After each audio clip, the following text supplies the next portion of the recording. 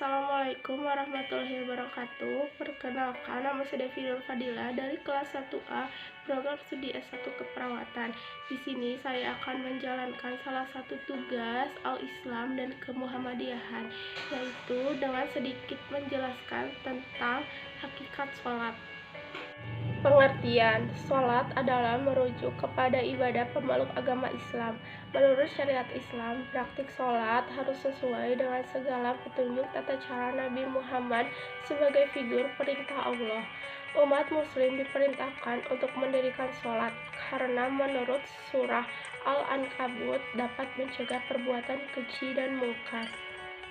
Hakikat sholat adalah menghadapkan hati dan jiwa kepada Allah dengan cara yang dapat mendatangkan perasaan takut dan cinta kepadanya, serta menumbuhkan dalam jiwa akan kebesarannya.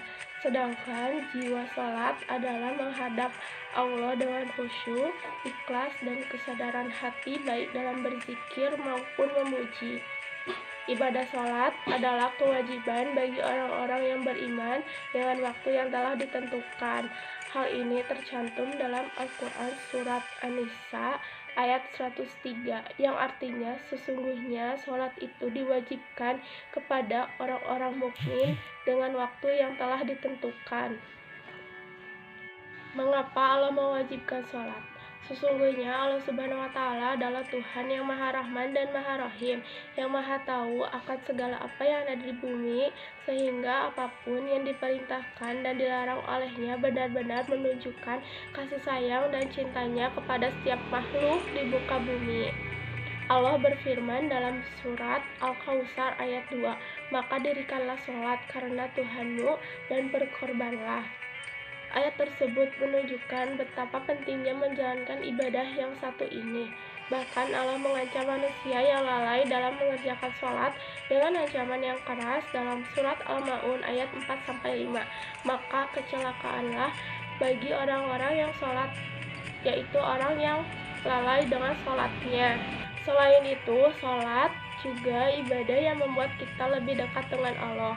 Dalam sebuah hadis qudsi dikatakan, kedekatan seorang hamba kepadaku seperti sesuatu yang akan aku fardukan atau wajibkan kepadanya. Tujuan dan fungsi sholat. Adapun mengenai fungsi, peran, dan tujuan sholat diantaranya sebagai berikut.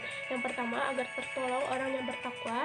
Yang kedua, untuk mencegah timbulnya perbuatan keji dan mungkar. Yang ketiga, agar bisa meraih keberuntungan yang besar, yakni surga.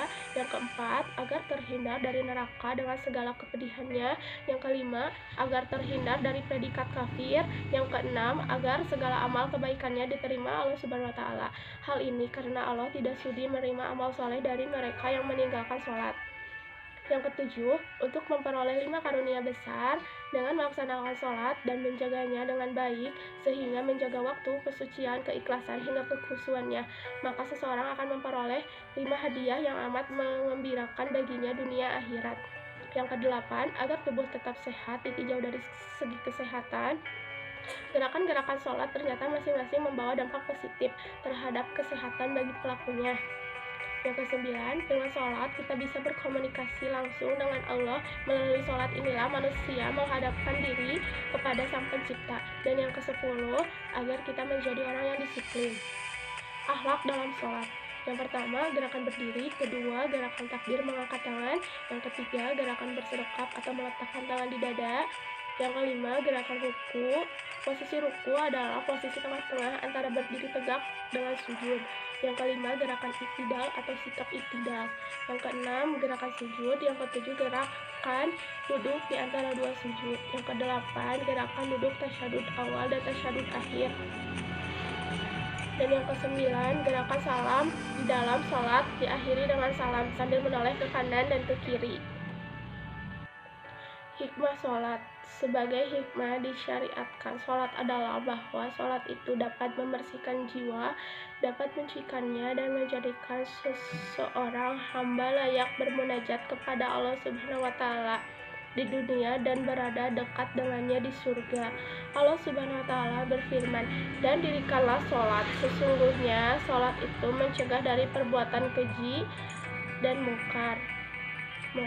dalam surat Al-Ankabut ayat 45. Sholat juga merupakan benteng hidup kita agar jangan sampai terjerumus ke dalam perbuatan keji dan mungkar.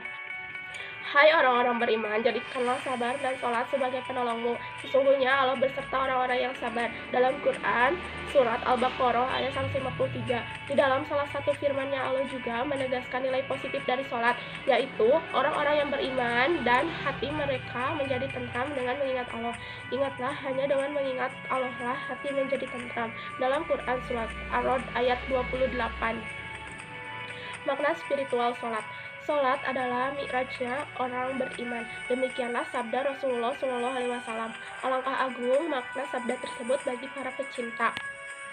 Dalam setiap sholatnya, seorang pecinta akan bercengkrama dengan zat yang dicintainya, sehingga tidaklah heran apabila banyak riwayat yang menyebutkan bahwa baginda Rasulullah SAW, para sahabatnya selalu menanti-nantikan waktu pelaksanaan sholat.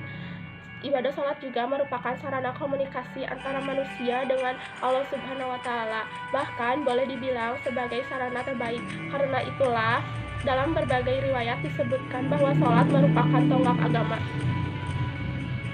Ancaman bagi orang yang meninggalkan sholat. Meninggalkan sholat adalah perkara yang teramat bahaya.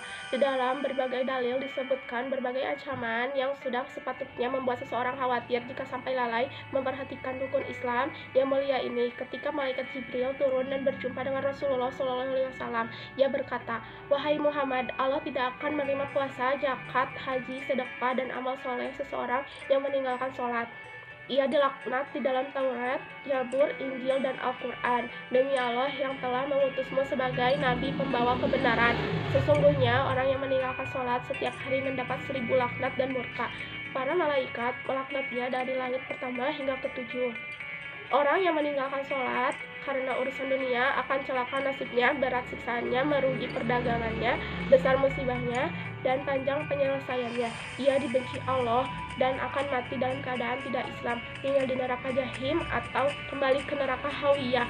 Barang siapa meninggalkan sholat hingga terlewat waktunya, lalu mengkodonya, ia akan disiksa di neraka selama 1 hubuk atau 80 tahun. Sedangkan ukuran 1 hari di akhirat adalah 1000 tahun di dunia. Sekian yang dapat bisa saya sampaikan, semoga bermanfaat. Mohon maaf bila banyak kesalahan. Wassalamualaikum warahmatullahi wabarakatuh.